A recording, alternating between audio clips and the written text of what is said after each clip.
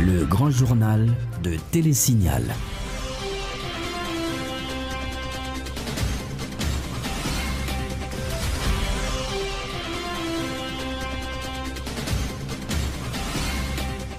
Bonjour, bonsoir à toutes et à tous. Bienvenue dans cette nouvelle édition du Grand Journal sur Télésignal. Merci d'être avec nous.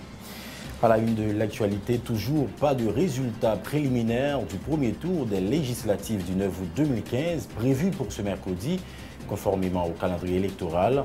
Les procès-verbaux traités par le CTV sont déjà acheminés au CEP pour les suites nécessaires. De plus en plus de voix s'élèvent pour applaudir la décision du CEP de radier les candidats impliqués dans des actes de violence le 9 août dernier.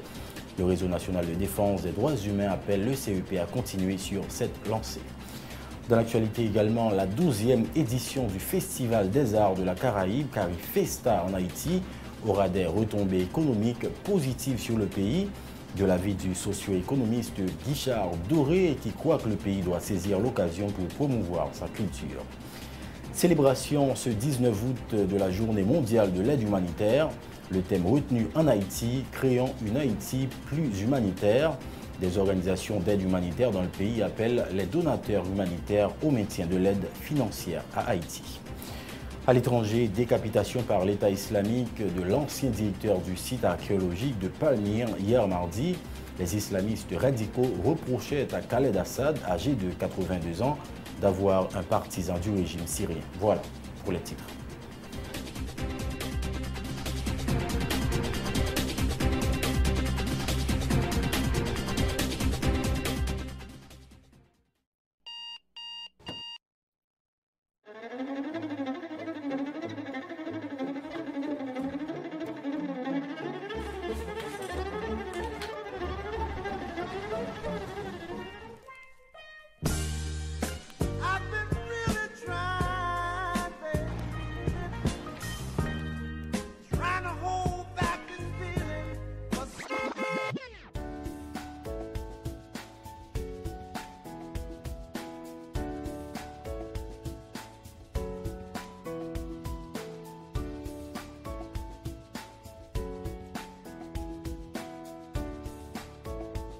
Démaquillant, lotion après rasage et lotion rafraîchissante.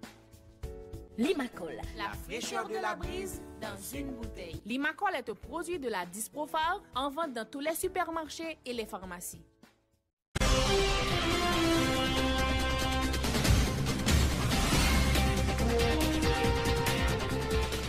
Merci de votre fidélité. Le développement du journal. Le Conseil électoral provisoire devrait publier les résultats préliminaires du premier tour des élections législatives ce mercredi, si l'institution électorale tient à respecter le calendrier électoral. Cependant, pour faire la publication des résultats, le CEP doit d'abord recevoir les données du centre de tabulation des votes qui avait jusqu'au 19 août 2015 pour acheminer le traitement des procès-verbaux à l'institution électorale. Reportage Wesley Antoine et Yvon Seyid. Le centre de tabulation des votes avait jusqu'à ce mercredi comme date limite pour acheminer les données au CEP après le traitement des procès-verbaux. Ce 19 août au CTV, c'est pratiquement l'inactivité totale, l'absence des techniciens laisse croire que tout est pratiquement achevé du côté du centre de tabulation des votes. Abordé par quelques journalistes, le directeur du centre de tabulation des votes n'a pas voulu piper mot au micro de la presse. Jusque dans l'après-midi de ce mercredi 19 août, tous les projecteurs étaient braqués sur le Conseil électoral provisoire dans l'attente de la publication des résultats préliminaires du premier tour des élections législatives selon le calendrier électoral. Laquelle publication devrait se faire à quelques jours du lancement de la 12e édition de Carifesta qui se déroulera à travers 5 villes du pays. Plusieurs observateurs nationaux craignent que les résultats des élections ne viennent perturber le bon déroulement de cet événement culturel de renommée internationale qu'Haïti accueille du 21 au 30 août prochain. Il faut dire qu'au moment où nous enregistrons ce journal, les résultats du premier tour des législatives du 9 août 2015 sont encore dans l'attente.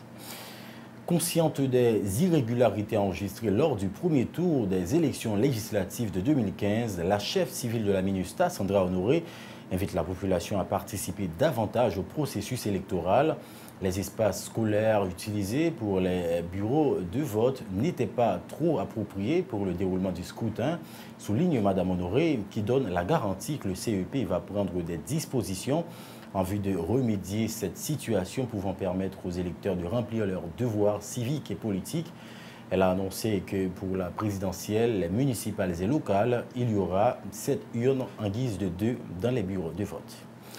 Parlons élection, toujours le politologue Gracien Jean, qui réagissait sur l'ensemble de positions des leaders de partis politiques se positionnant en faveur de l'annulation du scrutin, a expliqué que les partis contestataires devraient d'abord réunir un ensemble de documents pouvant soutenir leur démarche. Il croit aussi que le CEP pourrait surseoir momentanément à la publication des résultats partiels des législatives. Tout dépend de l'ampleur des anomalies enregistrées dans les centres de vote victimes des actes de représailles. Écoutons le professeur Gracien Jean. Ce que là, nous, en science, il faut que nous respections science là. Les gens qui dans des institutions spécialisées, qui prennent la parole au nom des institutions, il faut que vous fassiez appel à l'expertise pour que vous préparez le rapport pour que ça y a respecté le langage domaine, lexicologie domaine. Donc la question d'heure, d'ouverture de bureau, dans le rapport d'observateur, le fait qu'un bureau ouvert au retard sont irrégularités. Non, ce n'est pas une irrégularité. Irrégularité, ce sera au niveau des procédures. Le processus de vote. Est-ce que l'électeur là, il te prend le soin pour regarder que si non situé sur liste d'émargement?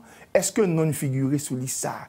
Est-ce que condition que la voté à tous les respecter Samedi Cabrelo, la confidentialité de l'électeur? Maintenant, à ce moment, on est capable de parler d'irrégularité. L'autre question posée, est-ce qu'il faut qu'il annule toute élection? Maintenant, pensez à l'annulation de toutes les élections. La première chose, il faut que vous ayez en main la documentation. Il faut qu'on fasse un rapport. Et il y a un document qui est important en matière d'observation électorale, et même pour les partis qui demandent annulation ou bien en tout et en partie, il faut documenter maintenant les revendications, il faut documenter, je ne parler de contestation, rapport là. Notamment la question de procès verbal dressé par les juges de paix. Maintenant, dans certaines régions, par exemple, qui est très important en matière de résultats partiels. Ça qui arrive, résultats partiels, suivant l'analyse que le Conseil a fait, il est capable de à la date voulue pour que les respecte le calendrier. De même tout, l'ampleur de ça enregistré comme irrégularité qui est aléatoire, qui est capable de que objective en termes de procédure dans ce sens-là, eh bien, il est capable de retarder. Haïti vit une crise sociétale. C'est l'avis exprimé par le politologue Gracien Jean. Habitué au régime totalitaire, le pays n'arrive toujours pas à construire sa démocratie depuis après la chute des Duvalier, a expliqué le politologue. La construction d'une telle démocratie passe d'abord par une approche sociologie politique et éducation à la citoyenneté, a fait remarquer le professeur Gracien Jean. Questionné autour des élections du 9 août 2015 réalisées par le CEP, le politologue a estimé que l'institution électorale peut s'enorgueillir d'avoir respecté la date du 9 août 2015 conformément au décret électoral. Le professeur Gracien Jean répondait aux questions de Jonis Saint-Ilus et Samuel Jean-François.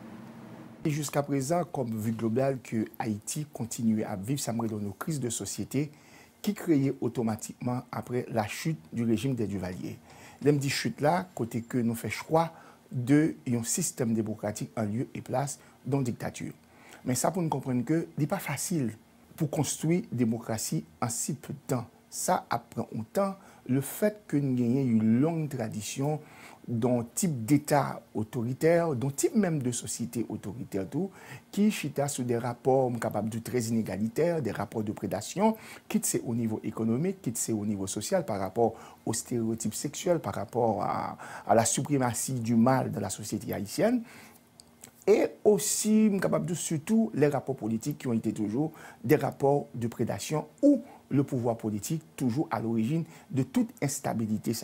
Sur la question des élections qui sont réalisées 9 août en si peu de temps par le Conseil électoral provisoire. Pas oublier que ces élections ont été capables de son challenge sous 6 conseils, si je ne me trompe pas, c'est 6e là, il y a tête un calendrier pour que tu réalises une élection. La première chose, ou pas qu'à empêcher que le conseil électoral dit que il est satisfait. Il n'est pas capable de dire qu'il est très satisfait.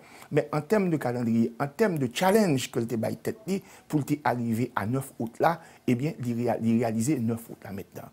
Maintenant, il faut évaluer le 9 août de manière quantitative en termes de participation des électeurs et électrices et aussi en termes qualitatifs, je dirais, sur la question de la qualité du scrutin et aussi le processus. Il y a pour nous comprendre dans la question élection. Lorsqu'on approche la question des élections, il y a à la fois politique et il y a à la fois technique, pour ne pas dire scientifique. Le candidat à la députation de la commune de Chansolme, Pierre Martin-Tatout, applaudit la mesure prise par l'institution électorale de radier des candidats impliqués dans des actes de vandalisme lors du scrutin du 9 août dernier. L'ancien député de la 49e législature et candidat à sa succession dit croire que le CEP peut, d'une pierre deux coups, attaquer d'autres problèmes entravant le bon déroulement des élections dans le pays, citant entre autres la question de la drogue en matière d'élection, bourrage d'urnes. Pierre Martin-Tatout dit croire dans le sens d'engagement des conseillers électoraux. Écoutons Pierre Martin-Tatout qui intervenait ce mercredi à la rubrique Tendance. Il répondait à Tamara Orion-Garo. Moi, quand il y a pour mesure, il commence à faire. Mais c'est pour aller plus loin. Quel que soit le pays dans le monde. Pour porter correction, c'est les gens qui sont engagés pour faire. Ouais, c'est son monde comme ça naïf ou bien passif, il a une capacité intellectuelle. Ou bien il job là, il fait job là, il n'a pas un engagement pour sauver le pays ou pas là-dedans. Ouais, nous arrivons au niveau, il faut que nous prenions un engagement. Ça veut dire que quelqu'un, même KEPA, non seulement font comme, ou voulez faire job là, mais il faut qu'on prenne un engagement. L'autre prend un engagement, ou il va plus loin. Je dis à qui ça lié? KEPA a fait 2 coups. Pendant la corriger tout le monde qui fait des audios, parce que son correction la potée. Mais tout, il a profité, commencer à éliminer bagay gangster, bagay vagabondage criminel, bagay nègre de comme ça, vin bam kob, ou obligé chimé, ou obligé servavel. Et mais c'est tout le temps action ça fait bouer une nèg vin à zam, lire les âmes sous mon bureau, faire bay bulletin signer, mettez attention, la continuer. D'où que KEP ça gon bagay nan mel. Le réseau national de défense des droits humains salue la décision du Conseil électoral provisoire d'éliminer 14 candidats aux législatives partielles de 2015 impliqués dans des actes de violence lors de la journée électorale du 9 août 2015. Le secrétaire exécutif du RNDDH, Pierre Espérance, invite le CEP à continuer sur cette lancée. Le responsable des droits humains dit espérer qu'une telle mesure de l'institution électorale servira d'exemple capable de freiner la répétition d'actes de violence relatifs aux élections dans le pays. Pierre Espérance au micro de Ludmilla Marc et Maxo Joseph. Nous avons constaté que ça qui passe le jour 9 août 2015, c'est un accro à toute norme démocratique et nous dit inacceptable pour le gouvernement avec CEPA, c'est mode élection ça qui est où une élection qui te gagne là dans une pile violence, fraude massive, en pile intimidation, menace qui fait que le taux de participation est extrêmement faible. Yo écarté 14 candidats, un candidat au Sénat, 13 candidats à la députation. Eh bien, si CEPA écarté candidats sous base de données, informations qu'il a dans nous croyons que c'est un bon bagage. Mais ça n'a pas suffi parce que nous connaissons un parti politique en bouclier, c'est dans la tête des listes des audios. Et nous voyons dans la liste ça, et CEPA met DOA, 14 mounio, pas un candidat bouclier. Supposé, ce n'est pas un hasard. Donc, il faut que CEPA, dans la décision la prend, il faut que nous prenions sans force de côté. Donc, des audios, il faut que tout candidat paye pour des audios faits, l'inacceptable en 2015 pour l'élection à fait dans des ordres, dans fraude, dans violence pour nous gagner l'élection. Autre nouvelle, les autorités policières et judiciaires haïtiennes doivent suivre de près le comportement de Jacques Quétan. L'ancien baron de la drogue, Jacques Quétan, déporté par la justice américaine vers Haïti hier mardi. C'est ce qu'a déclaré le directeur exécutif du Réseau national de défense des droits humains, RNDDH. Pierre Espérance dit quoi? Que la présence du narcotrafiquant Jacques Quétan en Haïti n'aura aucun effet sur le contexte électoral dans le pays. Écoutons Pierre Espérance au micro de Ludmilla Marc et Max Joseph. Depuis que je suis prêché Penny aux États-Unis, je vais retourner en Haïti, je ne vais pas mettre dans la prison. À moins que Haïti ait gagné un dossier qui a poursuivi dans la période que les États-Unis te prennent et aller avec lui pour juger pour question de drogue. Bon, on n'est pas capable de venir à n'importe quel moment.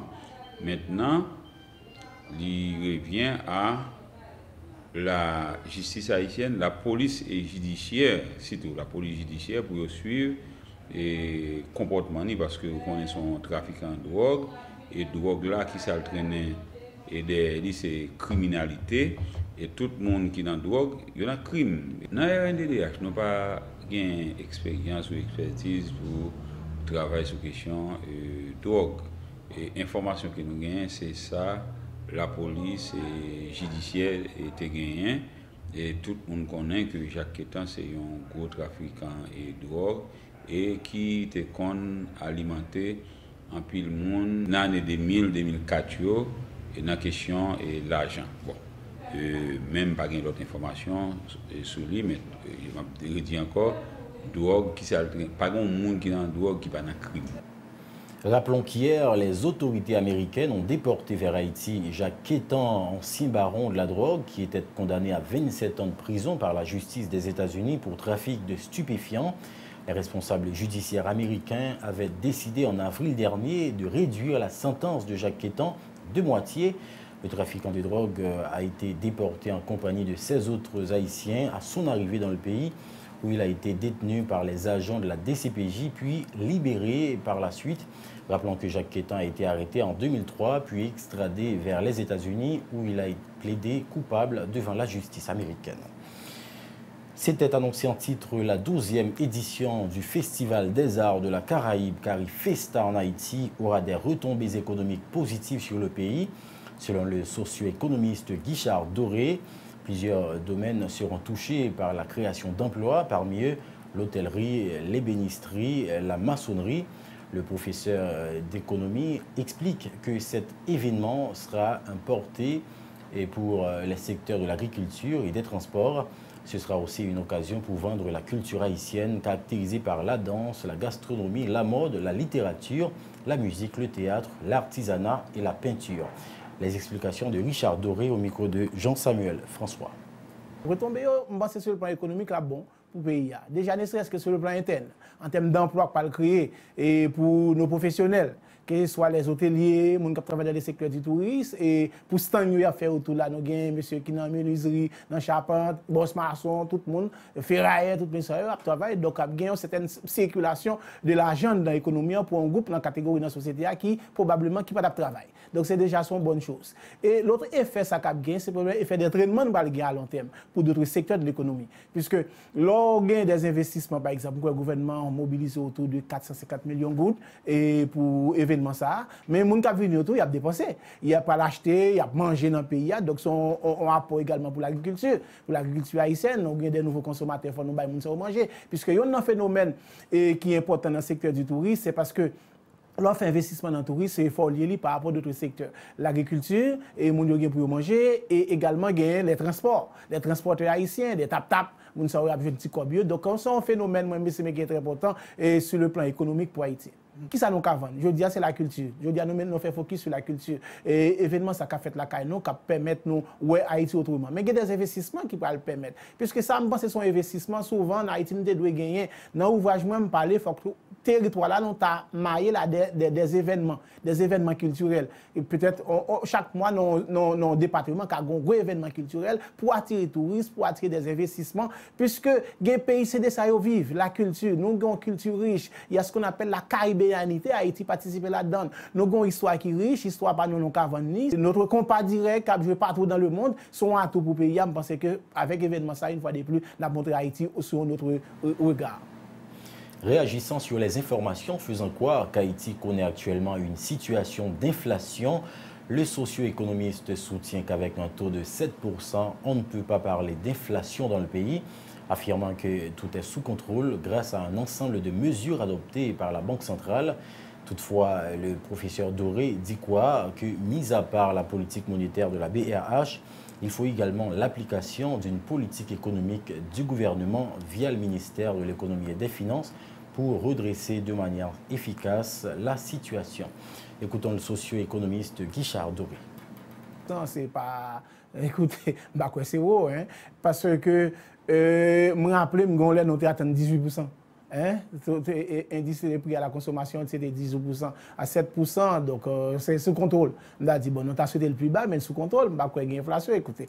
Et puis, deuxièmement, le pays a son pays qui, on a dit, nous sommes importateurs nets, il faut nous changer ça, donc nous avons plus de bas, nous importer, puis nous avons des facteurs internationaux qui jouent en faveur de nous, et puis pétrole a baissé sur le marché international, écoutez, et les céréaliers, produits céréaliers, ils ont baissé sur le marché international, ça fait que nous n'avons pas un impact là top, c'est vrai, peut-être, tu as une certaine inflation. On a dit, Goudlaté un peu monté et dévalué par rapport, déprécié par rapport à dollar quelque temps, mais nous, BRH prend des décisions pour nous ramener là à l'ordre. Donc nous pensons que probablement tout le bagage est sous contrôle. Mais c'est ça que je dit. Avec 7%, bon, c'est pas, il n'y a pas le feu dans la maison. Même le gouverneur là, dans une conférence citée récemment, il reconnaît qu'il faut gagner d'autres mesures d'accompagnement. Par exemple, le gouvernement, le ministère de l'économie et des finances, parce que c'est vrai, la BRH conduit la politique monétaire, mais il y a la politique économique globale de la nation qui est conduite par le ministère de l'économie et des finances. Donc, je pense que d'ailleurs, que le ministre lui-même il a dit, il va prendre des dispositions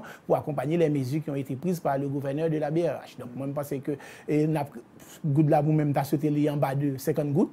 Et au moins pour nous descendre toujours. Mais pas oublier que, vous nous comprenez, on ça dépend de ce qu'on veut faire avec. Je dis c'est vrai, parce que nous n'avons pas produit dans le pays, nous avons un goût qui déprécié, tout le monde qui est tête chaud. Mais si nous avons vendu, nous avons produit suffisamment, il n'y a pas de problème qu'à ce moment-là, pas de dépréciation, le gouvernement a décidé d'évaluer comme là.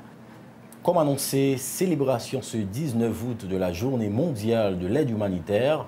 Le thème retenu en Haïti, créons une Haïti plus humanitaire. Pour marquer cette date, l'Office de coordination de l'aide humanitaire en Haïti, OCHA, a organisé un forum théâtre ce mercredi au niveau du camp Cano, situé à Canapé Vert, un camp qui héberge un total de 450 familles. Par cette activité, l'OCHA visait à s'enquérir des problèmes auxquels sont confrontés les sinistrés de ce camp. Ce reportage est signé Pierre-Lunique Rovange et Wendy Henry. Au camp Cano, situé à Canapé Vert, abritant plusieurs centaines de familles sinistrées peu après le 12 janvier 2010, l'OCHA a voulu sensibiliser sur la vulnérabilité de ceux-là qui y vivent à travers ce forum théâtre.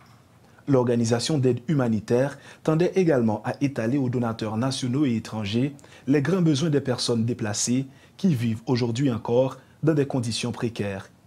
Nos besoins plus que la main, plus solidarité pour aider Haïti sortir dans la situation ça.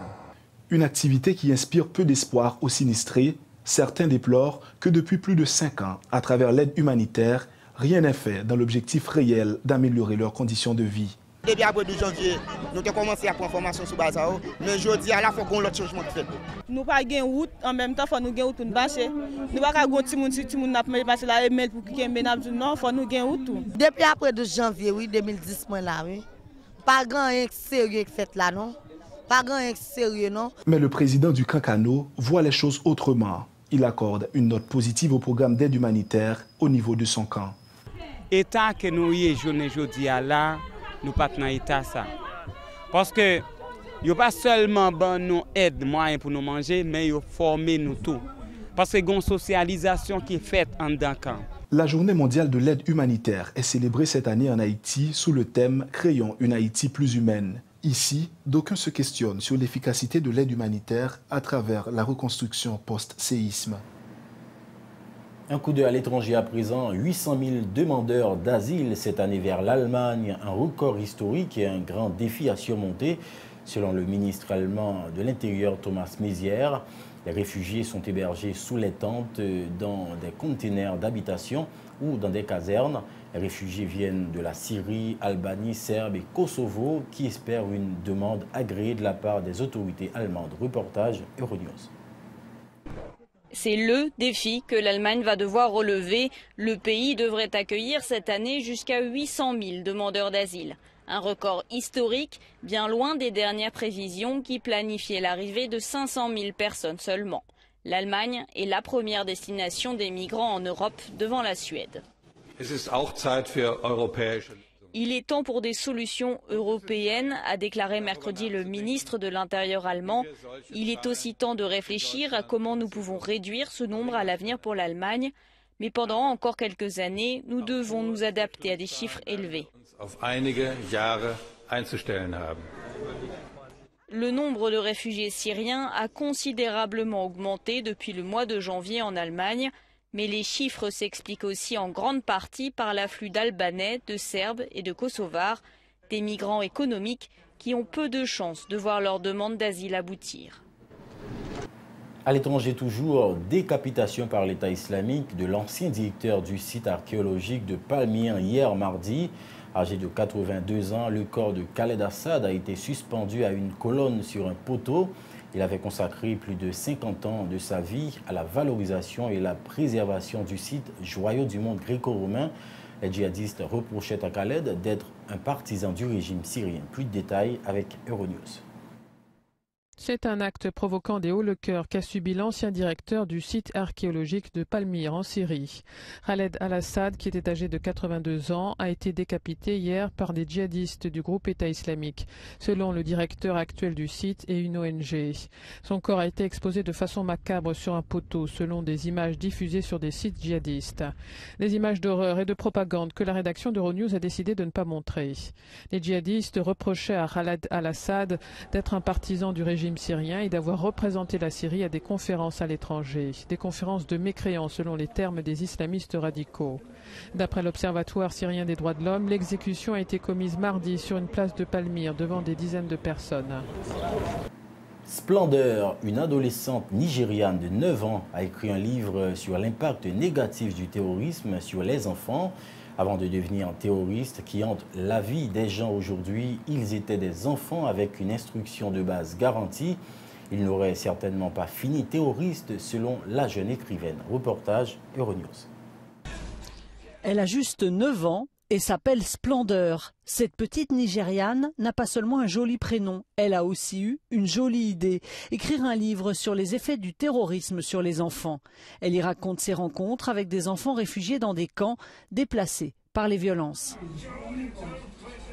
Ce qui m'a poussé à écrire ce livre, dit-elle, ce sont les événements que nous avons vécus. Les terroristes que nous voyons aujourd'hui ont été des enfants comme nous. S'ils avaient été correctement instruits, ils n'auraient certainement pas fini terroristes.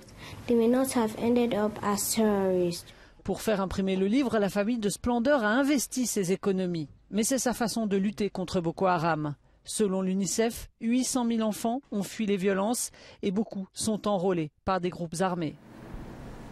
Et à présent, le rappel des titres avant de fermer cette édition. Toujours pas de résultats préliminaires du premier tour des législatives du 9 août 2015 prévu pour ce mercredi, conformément au calendrier électoral. Les procès-verbaux traités par le CTV sont déjà acheminés au CEP pour les suites nécessaires. De plus en plus de secteurs de la vie nationale applaudissent la décision du CEP de radier des candidats impliqués dans des actes de violence le 9 août dernier. Le Réseau national de défense des droits humains appelle le CEP à continuer sur cette lancée.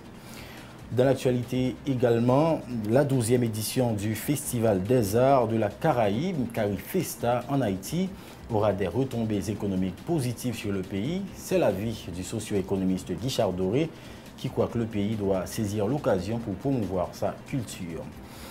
Dans l'actualité toujours, célébration ce 19 août de la journée mondiale de l'aide humanitaire. Le thème retenu en Haïti, créons une Haïti plus humanitaire.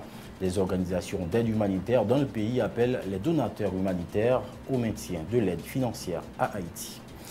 Et puis enfin à l'étranger, décapitation par l'État islamique de l'ancien directeur du site archéologique de Palmyre hier mardi. Les islamistes radicaux reprochaient à Khaled Assad, âgé de 82 ans, d'avoir été un partisan du régime syrien. Voilà qui met fin à ce journal. Merci de votre fidélité. Très bonne suite de programmation sur Télésignal.